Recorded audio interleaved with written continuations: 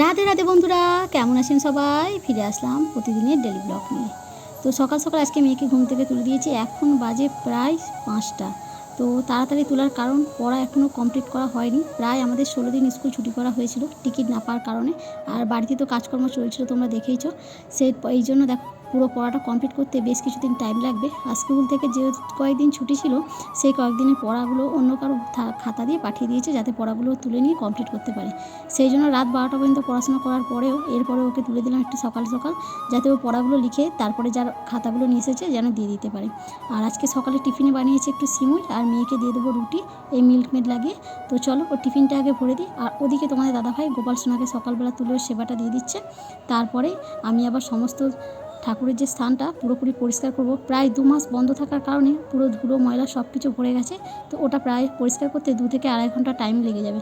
সেই জন্য বললাম আজকে তুমি গোপাল সোনাকে সেবাটা দিয়ে দাও, তারপরে সময় নিয়ে পুরোপুরি ওটাকে পরিষ্কার পরিচ্ছন্ন করব। আজ আবার বৃহস্পতিবার, এমনিতেই পুজোর অনেকটা কাজ থেকে থাকে বৃহস্পতিবার করে।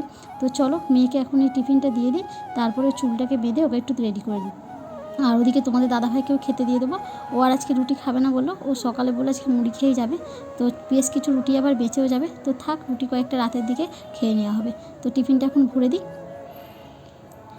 এরপরে দেখো মেয়ে পুরো রেডি, ওর চুলটা বাঁধলেই কমপ্লিট হয়ে যাবে। আর ও একটা রুটি যেহেতু খাবে, আগে থেকে মিল্কমেডটা লাগিয়ে রেখে দিয়েছিলাম। আর ওদিকে তোমাদের দাদাভাইও রেডি হয়ে নিচ্ছে।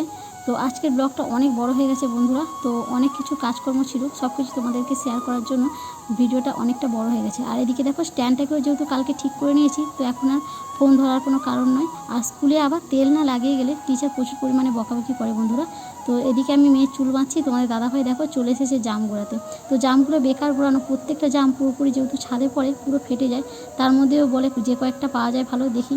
তো দেশের মানুষ, অভ্যাস তো আমরা ছাড়তে পারি না। তো চলো রবিবার দিন হলে হয়তো একটু পারা যাবে, দেখা যাক যখন সবাই থাকবে।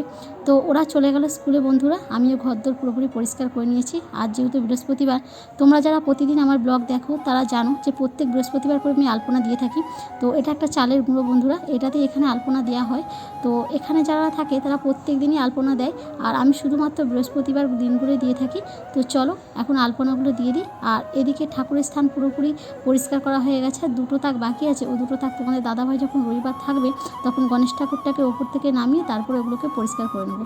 তো চলো এখন আলপনা দেওয়া শেষ, এবার গোপাল সোনাকে স্নান করিয়ে নিই বন্ধুরা। আর দীঘা গিয়েছিলাম, তোমাদেরকে বলেছিলাম যে দীঘাতে অনেক কিছু কেনাকাটা করেছি। তো তার ব্লগটা তোমাদের মধ্যে করা হয়নি। এখন টুকটাক কাজকর্মের মধ্যে কী কী কিনেছি সেগুলো তোমাদের মধ্যে শেয়ার করব। এই যে শঙ্খটা দেখছো, এটা গোপাল সোনার জন্য কিনে নিয়ে এসেছিলাম বন্ধুরা।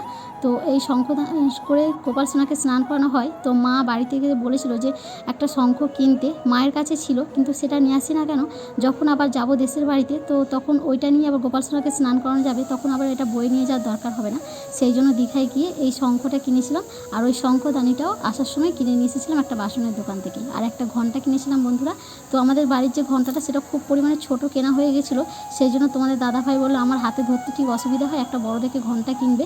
তো বাড়ির কাজকর্ম হওয়ার পরে ও বলেছিল যদি বাড়ির কাজকর্ম ঠিকঠাক হয়ে যায়, তাহলে কিছু ঠাকুরের জিনিসপত্র এবং নিজেদের প্রয়োজনীয় জিনিস কয়েকটা কিনে আনার জন্য। তো সেখান থেকে কিছু পয়সা আমি বাঁচানোর চেষ্টা করেছিলাম, আর আমার জমানো কিছু টাকা ছিল, সেগুলো থেকেই টুকিটাকি জিনিসগুলো কিনে নিয়ে এসেছিলাম। আর এই দেখো বন্ধুরা, আজ যেহেতু বৃহস্পতিবার, তো ফুল এত পরিমাণে কম দিচ্ছে। এখানে আবার তেলুগুওয়ালাদের পুজো আরম্ভ হয়ে গেছে, প্রায় 1 মাস ধরে এখানে মহাকালী যাত্রা পুজো শুরু হয়েছে। এই জন্য ফুলের দামও এত পরিমাণে বেশি যে 20 টাকার ফুল আনলে পুরো সিংহাসনে সাজানো হয়ে যায়, সেটা আর হয়ে উঠছে না এখন। আর আসার সময় মা একটা নারকেল দিয়ে দিয়েছিল, এটা মা গোপাল সোনাকে নাড়ু বানিয়ে দেবে বলেছিল, কিন্তু প্রচুর পরিমাণে বৃষ্টি আর সময়ের অভাবের জন্য মা আর ওটা বানাতে পারেনি। তাই বললো যখন বাড়ি যাবি তো এটা গিয়ে গোপাল সোনাকে একটু নাড়ু বানিয়ে দিবি। তো চলো নাড়ুটাকে এখন বানিয়ে নিই। আর এখান থেকে একটু গুড় কিনে নিয়েছিলাম, দেশ থেকে আসার সময় গুড় যে আনবো সেটাও আর কিনে আনা হয়নি, বেশ কয়েকটা জিনিস কিনে আনা হয়নি। যদি কেউ আসে মা আবার ওই জিনিসগুলো পাঠিয়ে দেবে বলেছে। আবার অনেকে আবার আনতেও চায় না, তো সেরকম যদি কাউকে পাওয়া যায় মা বলেছে অবশ্যই পাঠিয়ে দেবো। আর চলো এটাকে এখন একটু ঠান্ডা করে নিই, তারপরে নাড়ুগুলো বানিয়ে একটা কৌটো ভরে রাখবো, আর কিছুটা আজকে গোপাল সোনার ভোগে দেবো। তো চলো প্রায় হয়ে গেছে, এখন একটু আরতি করার বাকি, আরতিটাই করে নিই। আর এই যে কপুরদানিটা দেখছো বন্ধুরা, ওটাকেও আসার সময় কিনে নিয়েছি। এখানে কপুরদানির দাম এত, কিন্তু কোয়ালিটিও খুব একটা ভালো নয়। আর এটা যেহেতু কাঁসার দোকান থেকে আমরা নিয়েছি, দামেও অনেক কম, আর জিনিসটাও খুব সুন্দর, ওজনে ওনারা জিনিসটা দিয়েছেন। আর ধরার জন্য একটা সুন্দর হ্যান্ডেলও আছে। তো চলো এই আরতিটা করে নিয়ে তারপর কিছু খাওয়া দাওয়া করে নেবো। তো সকালবেলা নিয়ে নিয়েছি একটু মুড়ি বন্ধুরা, আর এটাকে একটু চাট করে নিয়েছি। তো আমি বেশি টাইম মুড়ি খেয়ে থাকি, রুটিটা খুব একটা আমার আবার সহ্য হয় না অ্যাসিডিটির কারণে। আর চলো মুড়িটা খেয়ে দিয়ে নিয়ে বেশ কিছু জামা কাপড় কেচেছি, ওগুলোকেও একটু মিলে দেবো। অল্প অল্প করে পুরোপুরি ঘরটাকে পরিষ্কার করার চেষ্টা করছি, যেহেতু অনেক দিন না থাকার কারণে পুরো ঘরটা নোংরায় ভরে গেছে।